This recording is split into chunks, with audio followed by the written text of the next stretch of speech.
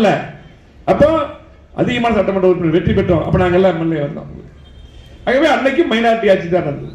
அதுக்கு பின்னால் அதுக்கப்புறம் உங்களுக்கு தெரியும் 2011 2016 தொடராட்சி. 2004 முழுமையா நம்ம ஒரு எம்பி கூட ஜெயிக்கல. 2014 முழுமையா எல்லாம் நம்ம ஜெயிச்ச திமுக ஒண்ணுமே ஜெயிக்கல. ஆகவே இந்த நாடாளுமன்ற தேர்தல் எல்லாம் வச்சு இப்ப நிறைய பத்திரிகைகளும் ஊடகங்களும் பாத்தீங்கன்னா நீங்க முழுமையாக விமர்சகர்கள் எல்லாம் சேர்ந்து எல்லாத்தையும் சொல்ல ஒரு சில பேர் அவ்வளவுதான். அதிமுக விமர்சனம் பண்றதுக்குன்னே பெரிய குரூப் இருக்காங்க. நம்மளை பத்தி மட்டும் தான் பேசுறாங்க. 3 வருஷம் ஆயிடுச்சு திமுக வந்து. திமுக ஒண்ணுமே செய்யல. கோயம்பேடு முழுவதும் என்ன செஞ்சு எதுவுமே செய்யல. அதை பத்தி யாரும் பேசுறதே இல்லை. ஆகவே இப்படிதான் இருக்கும். இதெல்லாம் இருந்தது. 2000 அம்மா பொதுக்குழுல பேசுவாங்க. நாங்களாம் பார்க்கும்போது அம்மா என்ன சொல்லுவாங்களா, ஏதாவது ஒன்று சொன்னா உங்களுக்கு என்ன வேலை கொடுத்துருக்கிறோம், உங்களுக்கு மாவட்ட வேலை கொடுத்துருக்கிறோம், அதை பாருங்க. இந்த பத்திரிகையில் வர்றது வார பத்திரிகை இதெல்லாம் நீங்க எதுக்கு படிக்கிறீங்க கேட்பாங்க. ஆகவே அம்மா வந்து அதை முக்கியமா எடுக்க மாட்டாங்க. ஆகவே அதிமுக பொறுத்தளவுக்கு என்ன விமர்சனங்கள் யார் வச்சாலும் தெரியும். கண்டிப்பாக மீண்டும் 2026 எடப்பாடி முதலமைச்சர் வருவார். அந்த மாற்றுக்கிறது கிடையாது. இதுதான் சரித்திரம். இதே இடத்திலேயே எத்தனை பேர் உருவாகி இருக்க நிதி மாளிகை புரட்சி எம்ஜிஆர் அவர் வாங்கி கொடுத்த இந்த மாளிகையில இங்க எத்தனை கூட்டம் போட்டிருக்கிறோம்.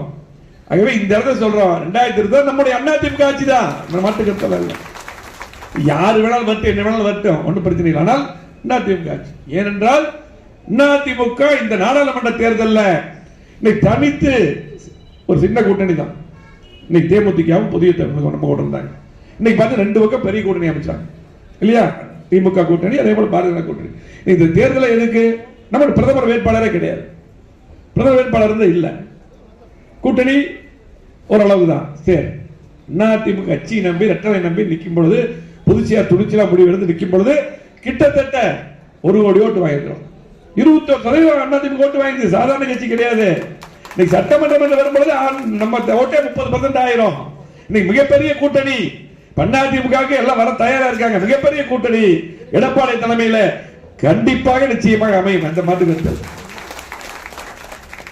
ஆகவே இன்னைக்கு இருக்கக்கூடிய பத்திரிகை ஊடகங்கள் இன்னைக்கு மாத்தி எழுத ஆரம்பிப்பாங்க. கண்டிப்பா சூழ்நிலை மாறும். இருக்க சூழ்நிலை எழுதுவாங்க. வேற வழி இல்லை. அவங்களுக்கு நிறைய அச்சுறுத்தல் இருக்குது. அந்த மாதிரி சூழ்நிலை இருக்குது. மாறும்.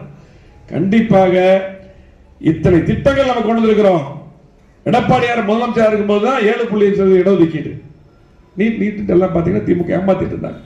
அற்புதமான திட்டம். இன்னைக்கு பாத்தீங்கன்னா 3600 பேர் MBBS BDS படிக்கிறாங்க அதிமுக தான். காவிரி மேலாண்மை வாரியம் அமைச்சு சாதாரணமா போராட்டம். முல்லை பெரியாறு பாத்தீங்கன்னா இன்னைக்கு 142 உயர்த்துறாரு, 152 உயர்த்தி ஆணைப்பட்டது அம்மா. இப்படி சொல்லிட்டே போலாம். அதே போல மீனவர் பிரச்சனையா இருந்தாலும் சரி, எந்த பிரச்சனையா இருந்தாலும் சரி, உரிமை மீட்டெடுத்து அதிமுக தான். ஆகவே அதிமுகவுக்கு வாக்களிக்க மக்கள் தயாரா இருக்காங்க. திமுகவுக்கு யாருமே ஓட்டு போட தயாரா. திமுகவுக்கு இப்ப இருக்கக்கூடிய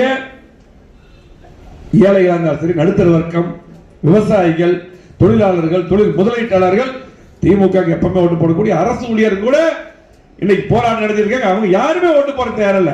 நடந்து முடிஞ்ச நாடாளுமன்ற தேர்தலில் இந்த பக்கம் ராகுல் காந்தி, இந்த பக்கம் மோடி. அப்படிதான் அந்த மாதிரி வாக்குகள் போச்சு. சட்டமன்ற தேர்தல் என்று வரும்பொழுது அதிமுக திமுக தான் போட்டி. அப்ப திமுக 3 வருஷம் எதுவுமே செய்யல. கண்டிப்பாக அதிமுக வெற்றி பெறுவது உறுதி.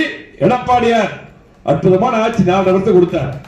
கோவை மாவட்டத்துக்கு 50 ஆண்டுகள் வளர்ச்சி கொடுத்திருக்காங்க. கேட்ட திட்டங்கள்லாம் கொடுத்தார் எடப்பாடியார். இருக்கக்கூடிய சாலைகள், பாலங்கள், கூட்டுக்குண்டு திட்டம், அரசு மருத்துவமனை மேம்பாடு சொல்லிட்டே போலாம். எல்லாம் தெரியும் உங்களுக்கு. எல்லா சாலை விரிவாக்கம், 10 கழிவான திட்டம், 70 வருஷம் பிரச்சனை, ஏர்போர்ட் விரிவாக்கம் 20 ஆண்டு பிரச்சனை எல்லாம் கொடுத்தது யார்? ஸ்மார்ட் சிட்டி திட்டம். எல்லா திட்டம் அதிமுக. திமுக 3 வருஷம் முடிஞ்சிருச்சு. திமுக ஒரே ஒரு திட்டம் கோயம்புத்தூர் கொண்டு சொல்லுங்க. எந்த திட்டம் கிடையாது. மருந்து அடிக்கிறது இல்ல. மாநகராட்சிக்கு மருந்து அடிக்கிறாங்களா? எதுவுமே இல்லை. ஆகவே இந்த கண்டிப்பாக மக்களுக்கு எல்லாம் தெரியும். இன்னைக்கு மக்கள் போன முறை பாத்தீங்கன்னா நாங்க 1000 ரூபாய் கொடுக்கிறோம் குடும்ப தலைவர்களுக்கு சொல்லி போட்டு எடப்பாடியார் போராடி கவனிப்பு தீர்மானம் கொண்டு சட்டமன்றத்தில் அதுக்கப்புறம் 2 வருஷம் கழிச்சு கொண்டு கொடுத்தாங்க. அது பாதி பேர்த்த கொடுத்தாங்க. எடப்பாடியார் பாத்தீங்கன்னா 2500 ரூபாய் ஒவ்வொரு குடும்பத்துக்கு கொடுத்தாருல்ல. இதெல்லாம் எதுக்கு சொல்றேன்னா, இது நம்மளுதான். இதெல்லாம் நீங்க எடுத்து சொல்லணும். திமுக ஒவ்வொரு வீடா போய் நாங்க 1000 ரூபாய் கொடுத்தோம், இல்ல நிறுத்திடுவோம். நிறுத்த முடியுமா? ஒன்றும் நிறுத்த முடியாது. ஆகவே ஒவ்வொரு பக்கம் எடுத்து சொல்லணும். நம்ம பாத்தீங்கன்னா நம்முடைய வேலை என்ன? கண்டிப்பா அதிமுக ஆட்சி வருது. நம்முடைய வேலை என்ன? இன்னைக்கு பாத்தீங்கன்னா 3 வருஷம் ஆட்சியில் எவ்வளவு அவமானப்பட்டிருக்கோம். நம்ம எவ்வளவு ஆவணப்படுறது ஒவ்வொருத்தரும் சிந்தித்து பாருங்க. காவல்துறை நம்ம இருக்கும் சுயமா செயல்பட்டாங்க. காவல்துறை எப்படி இருக்காங்க? திமுக அடிமையா இருக்காங்க. இன்னைக்கு காவல்துறை ஏதாவது வேலை நடக்குதா? நீ மக்களுக்கு ஏதாவது வேலை நடக்குதா?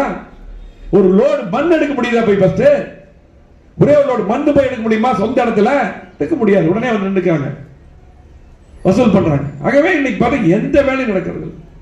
ஆகவே கண்டிப்பாக எல்லாத்துக்கும் தெரியும், பொதுமக்களுக்கு தெரியும், கட்சிக்காரர்கள் எந்த வேலையும் நடக்கிறது இல்ல. ஆகவே மக்கள் தயாரா இருக்காங்க. நம்ம என்ன பண்ணணும்? நம்ம கண்டிப்பாக நாடாளுமன்ற தேர்தல் முடிந்த பின்னால் எடப்பாடியார் ஒவ்வொரு நாடாளுமன்ற தொகுதியா இன்னைக்கு கூட்டம் நடத்தி நிறைய இன்ஸ்ட்ரக்ஷன் கொடுத்திருக்காரு. ஆகவே கண்டிப்பாக 2019 நாடாளுமன்ற தேர்தல் இதே போலதான் நம்ம 10க்கு 10 எல்லாமே தோல்வி விட்டுறோம். 2021 திமுக ஒண்ணு கூட ஜெயிக்கல. 10க்கு 11 அவனாசி 11 தொகுதி நம்ம ஜெயிச்சிருக்கிறோம். இது சரித்திரம். கண்டிப்பாக அந்த சரித்திரம் மாறும். 2026 கோயம்புத்தூர் இருக்கக்கூடிய அவனாசி 11 தொகுதி நம்ம தான் ஜெயிப்போம். நம்மள வெற்றி,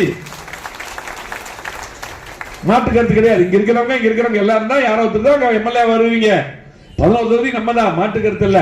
ஆகவே நம்முடைய பங்கு இந்த கட்சியில ஒவ்வொரு பொறுப்பு, ஒரு ஒன்றிய செயலாளர், ஒரு வார்டு செயலாளர், ஒரு பகுதி செயலாளர், அதே போல பேரூராட்சி செயலாளர், உங்களுக்கு எல்லாம் கொடுத்து சார்பணி செயலாளர், சார்பணி மாவட்ட செயலாளர் இருக்கீங்க. ஒவ்வொருத்தருக்கும் இந்த கட்சியில் பதவி கொடுத்திருக்கு. இந்த கட்சி தான் பதவி கொடுத்திருக்குது. இந்த கட்சிக்கு விசுவாசமாக உணர்வோடு பணியாற்றணும். கார்டுகளை கரெக்டா கொடுங்க, உறுப்பினர் கார்டுகளை கண்டிப்பா கொடுங்க. நம்ம வந்து பாத்தீங்கன்னா கூட்டமா நிற்போம்.